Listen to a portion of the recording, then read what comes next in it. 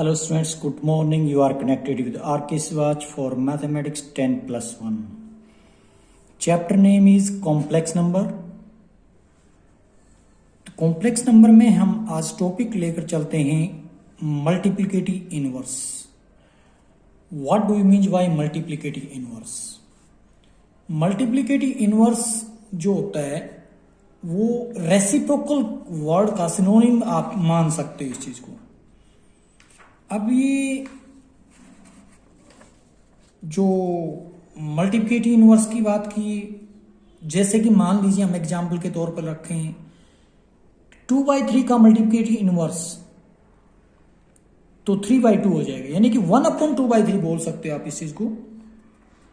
तो वो होता है मल्टीप्लिकेटिव इनवर्स.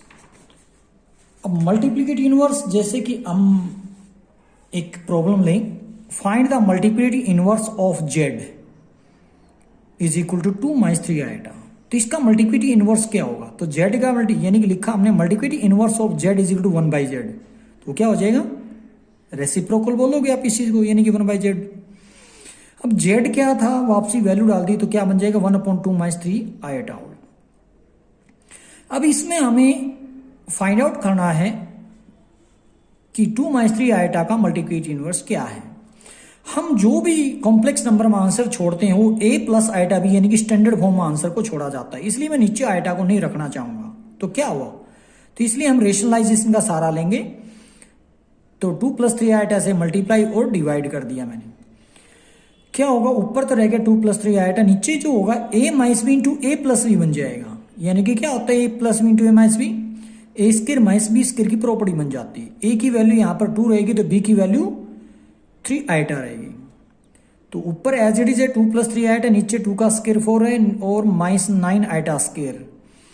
अब आइटा स्क्वायर की वैल्यू आप जानते होंगे -1 होता है, तो +9 हो जाएगा. नीचे 4 + 9, 4 + 9 होता है 13. 13 को 2 के नीचे अलग रख दो, 3 के नीचे अलग रखोगे तो क्या हो जाएगा, ये रियल पार्ट्स है, ये इमेजिनरी पार्ट्स. ये आंसर आएगा. क्या चीज है? मल्टीप्लिकेटिव इनवर्स ऑफ 2 - 3 आइटा का आंसर रहेगा.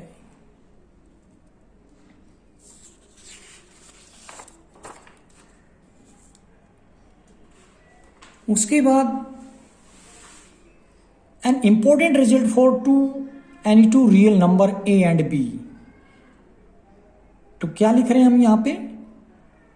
इंपॉर्टेंट रिजल्ट हम बात कर रहे हैं किस तरीके से, जैसे कि मान लिया a और b दो नंबर हैं, a पे रूट है और b पे रूट है, तो रूट ab लिख सकते हैं. It is true if and only if at least one of a and b is non negative. कम से कम एक तो नॉन नेगेटिव होना चाहिए. कम से कम एक का मतलब है दोनों नेगेटिव हो सकते हैं क्या?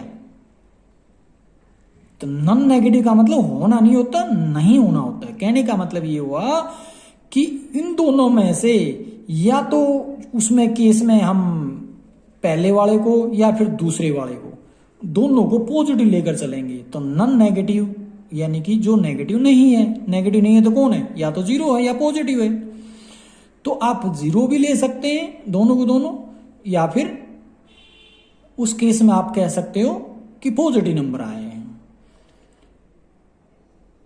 तो आगे in other word a and b is either 0 और पॉजिटिव. तो मतलब नॉन नेगेटिव के सेंस को हम बता रहे थे अभी. याとउनमें से एक यानी कि मान सकते हो कि 0 है वो या फिर पॉजिटिव है. कौन? a और b. a और b पॉजिटिव हो सकते हैं या फिर 0. इनफैक्ट नेगेटिव a का रूट इंटू नेगेटिव b का रूट. अब कहोगे कि नेगेटिव का रूट, नंबर का रूट तो हम फाइंड आउट कर ही नहीं सकते, क्योंकि नेगेटिव नंबर का तो रूट जो होता है सॉल्यूशन देता है नहीं. इसलिए अब क्या करेंगे, हम -1 अलग लिख लेंगे रूट के अंदर और a को अलग लिखेंगे. -1 रूट के अंदर हो तो हम उसको आइटा बोल देते हैं, और इंटू में रूट a लिख दिया. उसी तरीके से -b का रूट को लिख देंगे आइटा रूट b. मल्टीप्लाई करते तो iota into iota, iota square, और अंदर रह गया रूट के ए बी. आइटा स्क्वायर की वैल्यू माइनस रख दिया जाएगा रूट ए बी. तो ए और बी क्या चीज है? कोई भी पॉजिटिव रियल नंबर है. बट ध्यान रखो इस चीज में, आप कहोगे कि नहीं पॉजिटिव कहाँ है, ये तो नेगेटिव है. तो इस तरह यहां पर तो आप नहीं कह सकते ना नेगेटिव, क्योंकि बाहर हमने निकाल लिया कि ए और बी जो थे नेगेटिव थे, तो दोनों का नेगेटिव बाहर निकाल लिया हमने आइटा के अकॉर्डिंग। उसके बाद हमने अंदर रखा ए भी पॉजिटिव। तो यहां पर आप क्या देख पा रहे हैं कि ए और बी क्या है, पॉजिटिव रियल नंबर है। Generally we denote the complex number by z. तो जेड कॉम्प्लेक्स नंबर को हम किससे डिनोट करते हैं, जेड से डिनोट करते हैं। और जिसको आप स्टैंडर्ड फॉर्म में z is equal to a plus iota b होता है।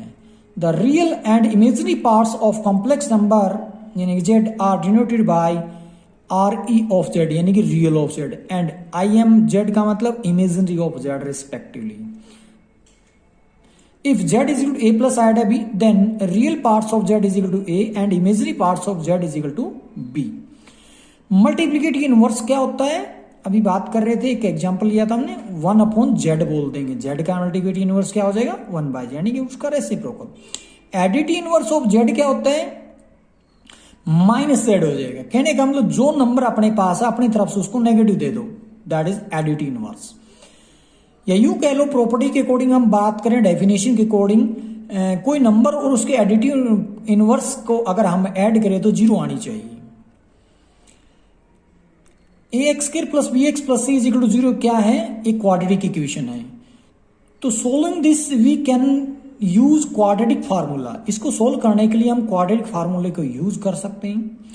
इन the quadratic formula we will find discriminant यानी कि डी आप 10th क्लास में पढ़ते थे, डिस्क्रिमिनेंट।